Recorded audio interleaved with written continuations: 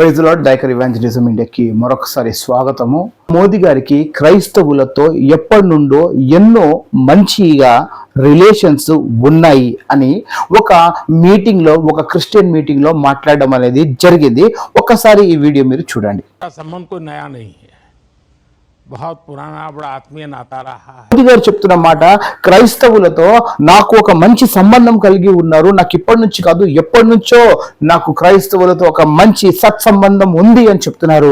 కానీ ఇదేంటిది మోదీజీ? రాజస్థాన్, ఛత్తీస్గఢ్, ఒడిశా, ఢిల్లీ, గుజరాత్ ఇలాంటి ప్రాంతంలో ఇలాంటి గొడవలు ఎందుకు జరుగుతున్నాయి? మీరే ఆలోచించండి. ఒకసారి ఒకవైపు మంచి రిలేషన్షిప్ ఉందంటారు, మరోవైపు వాళ్ళకు సంబంధించిన వాళ్ళే దాడులు చేస్తూ ఉంటారు. ఇదే కాకుండా ఒక పనికి మాలిన వెధవ, వీడి పేరే భగేశ్వర్ బాబా. వీడి పనికి మాలినోడు గురించి నేను ఎన్నోసార్లు వీడియోలు చూపెట్టాను. వీడు ఏమంటున్నాడంట తెలుసా? క్యాన్సర్ కన్నా డేంజర్ మత మార్పిడి అనంట. మరి మత మార్పిడి చేస్తుంది ఎవరు? క్రిస్టియన్ అయితే ఎక్కడ మత మార్పిడి చేస్తలేరు. ఈ భగేశ్వర్ గారు ఏమంటున్నాడంటే, నమ్మకాలతో, రైస్ బ్యాగులతో, లేకపోతే ప్రలోభించి, అర్థమవుతుందా? ప్రలోభించి వాళ్ళనంట మత మార్పిడి చేస్తున్నారంట. అరే, గుడ్డి విశ్వాసం గురించి ఈ పనికి మాలోడు చెప్పేది ఏంది నాకు అర్థం కావట్లేదు. వీడి దగ్గర వచ్చే ప్రతి వాడు గుడ్డి భక్తులే.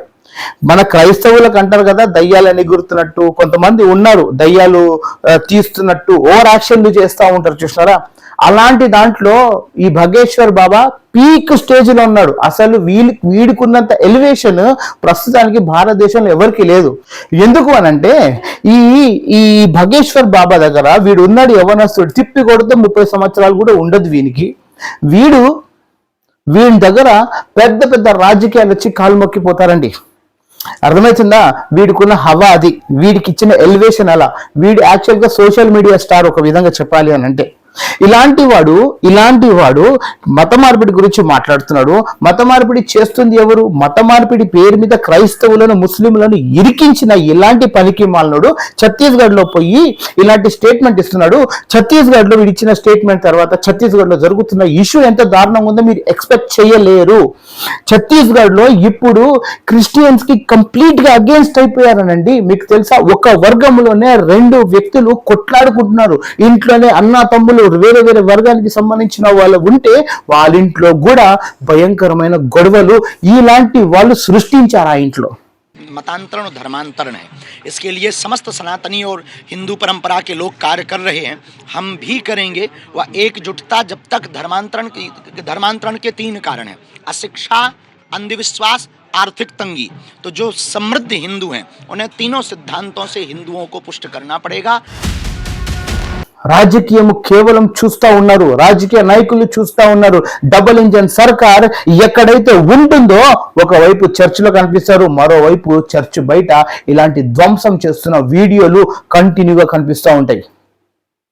ఇది డబుల్ ఇంజన్ సర్కార్ పరిస్థితి అండి. ప్రశ్నలు అడిగితే సమస్యనే, ప్రశ్న అడగొద్దు, ఎందుకు అడిగారు అని అడుగుతున్నారు. కానీ ఈ డబుల్ స్టాండర్డ్ ఏంటిది నాకు అర్థం కావట్లేదు.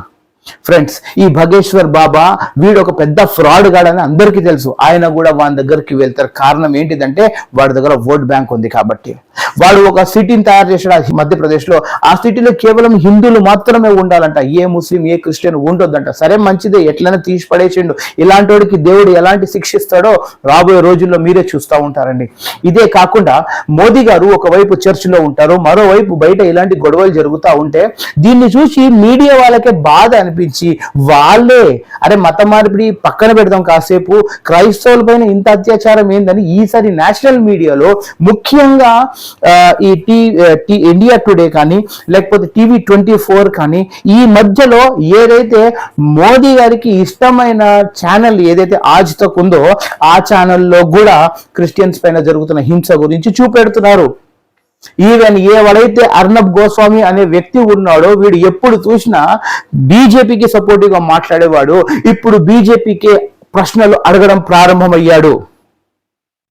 ఇలాంటి వాళ్ళు ఇప్పుడు క్రైస్తవుల పైన జరుగుతున్న దౌర్జన్యము, ఒకప్పుడు ముస్లిమ్స్ పేరు మీద ఊరంతా చిన్న చిన్న అబద్ధాల న్యూస్లు పంపించి వైరల్ చేసి వాళ్ళపైన హింసలు ఏ విధంగా అయితే చేశారో యూపీ, బీహార్, రాజస్థాన్, మధ్యప్రదేశ్ లేకపోతే మహారాష్ట్రలలో, ఇప్పుడు ఛత్తీస్గఢ్ కానీ ఆంధ్రప్రదేశ్లో కానీ లేకపోతే తెలంగాణలో కానీ లేకపోతే ఇంకా ఎక్కడైతే క్రిస్టియన్ డామినేషన్ ఎక్కడైతే కనిపిస్తుందో అక్కడ వీళ్ళు అబద్ధము న్యూస్లు స్ప్రెడ్ చేసి వాళ్ళపైన హింసకు గురి అయ్యేలాగా చేస్తున్నారు అనండి.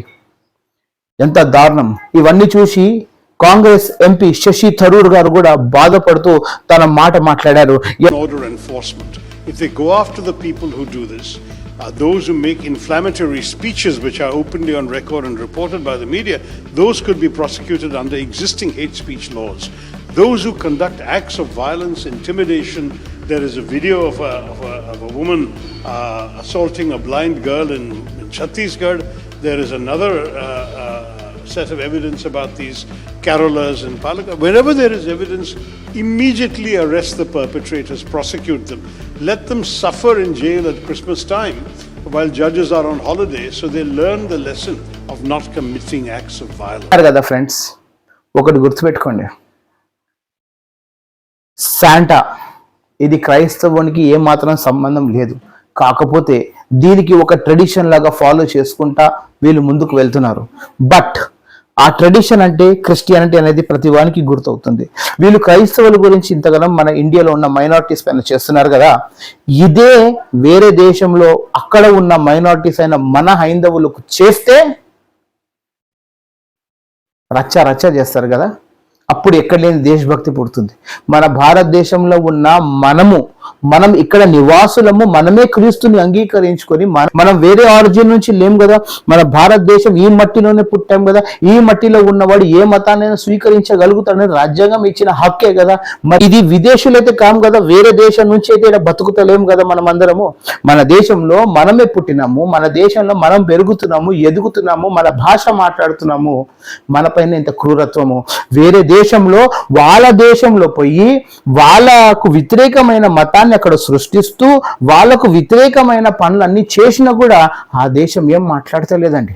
కేవలం యాక్షన్ మాత్రమే తీసుకుంటుంది. మాబ్ లించింగ్ చేస్తలేదు.